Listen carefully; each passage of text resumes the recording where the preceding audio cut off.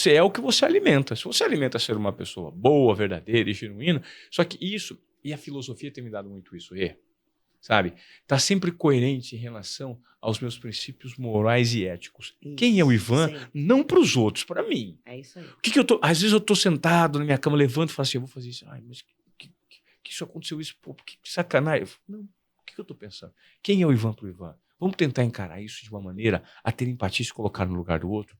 E vamos ser bom comigo mesmo. Porque se eu tô pensando algo negativo, isso se volta contra mim. Então, deixa eu manter minha retidão de valores aqui, para não deixar penetrar energia negativa. E aí tem uma frase incrível da professora Lúcia Helena Galvão, que ela diz o seguinte: proteja a sua mente protegerá você. Porque a gente passa a sentir, a gente não controla o que a gente sente.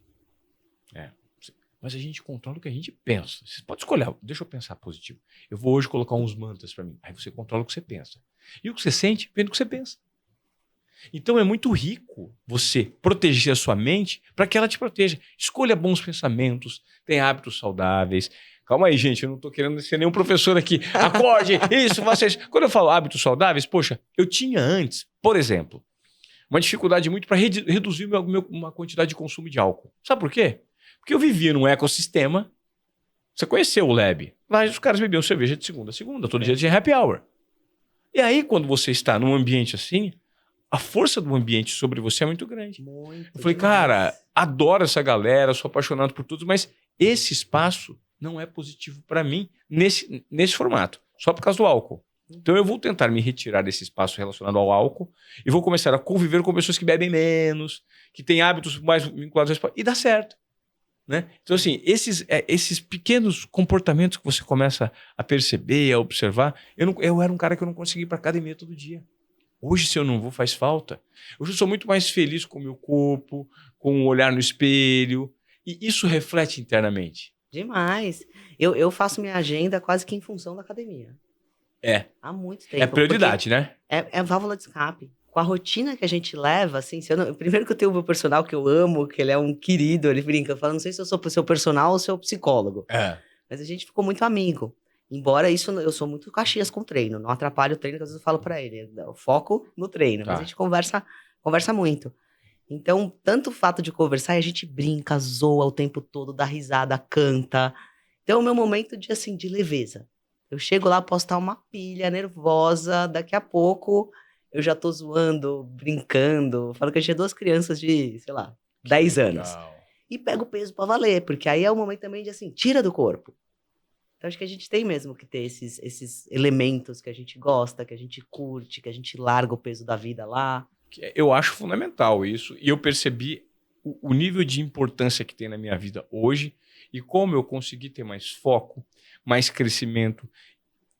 Porque quem se propõe a uma reinvenção muito grande, como foi o meu caso, sair de uma multinacional, de uma empresa de mainstream, e se propor a fazer algo completamente diferente, num segmento diferente, disruptando completamente, rompendo com padrões de vida pessoal, que já estavam pré-estabelecidos, com julgamento de sociedade e tudo mais, namorando uma pessoa super mais jovem, né? Não é fácil. Então eu precisei ter esse nível de foco para situações mais voltadas para o Ivan genuíno. O que é esse Ivan aí que está fazendo essas coisas? É um Ivan que está construindo algo muito voltado para o bem-estar, para uma mente um pouco mais clara.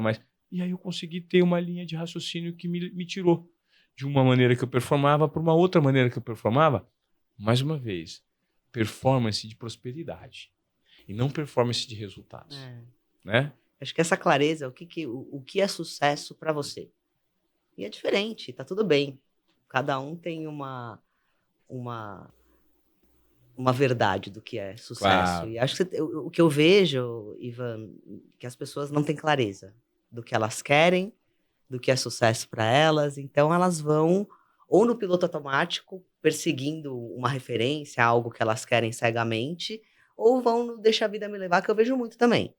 Eu vejo como empresária, que eu vejo que, poxa, o desemprego está super alto e tal, mas eu também vejo pessoas que vêm para uma entrevista de emprego que estão deixando a vida me levar, e que você vê que claramente também não estão falando, não, agora eu vou fazer o negócio dar certo. Você sabe que me veio um dado na cabeça agora, de uma entrevista uma vez que eu fiz com o Ricardo Basali, ele me passou esse dado.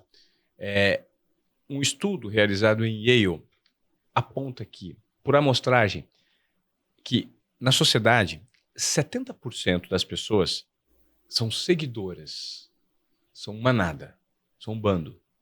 30% são os formadores de opinião.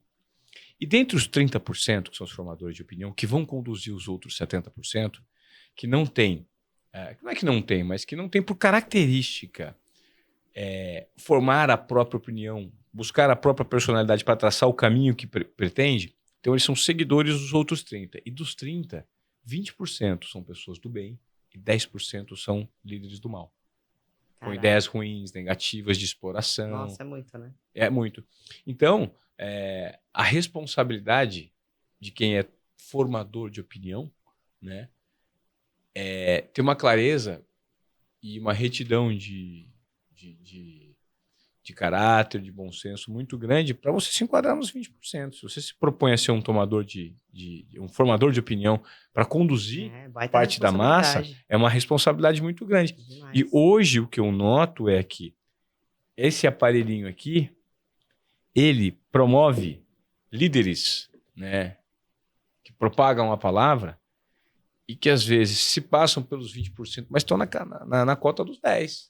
Que não estão gerando resultados positivos para algumas pessoas. Exatamente. Tem muita gente que não é legal aí, mas sem discernimento suficiente, parte dos 70% da população acabam não percebendo, sim. Né? Até porque é envolvente, chama atenção, enfim. É isso. Uma das coisas que eu reflito muito é sobre essa era da ostentação.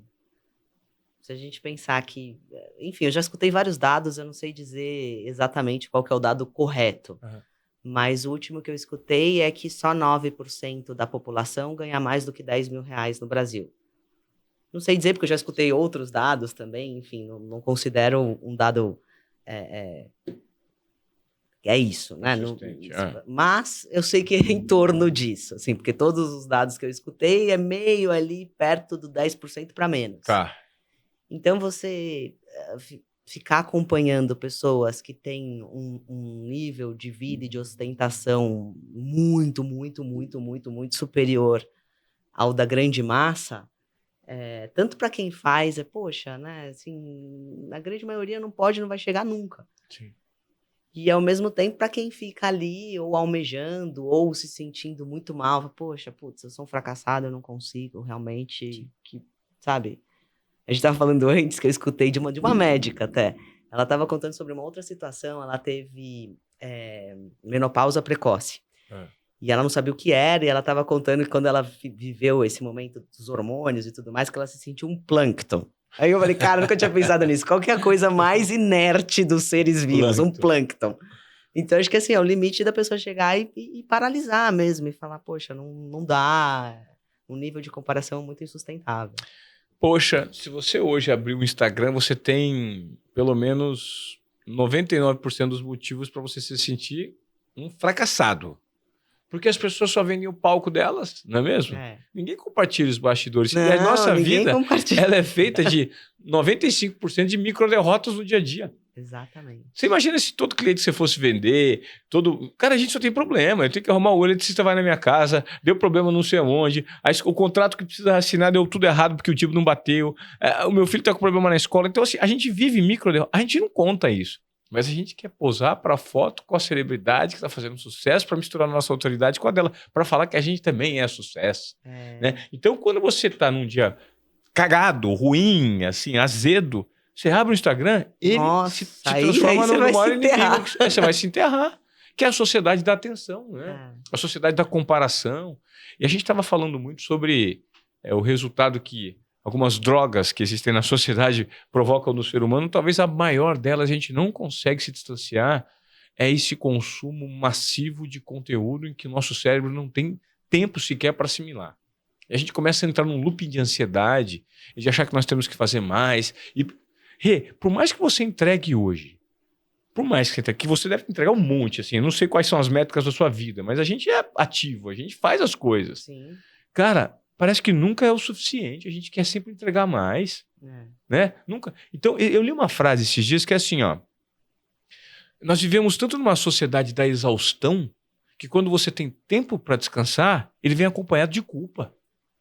Exatamente. Que loucura, né? Porque parece que, não, eu tô parado, o outro tá fazendo, mas eu já fiz a minha parte. Não, eu tenho que trabalhar mais.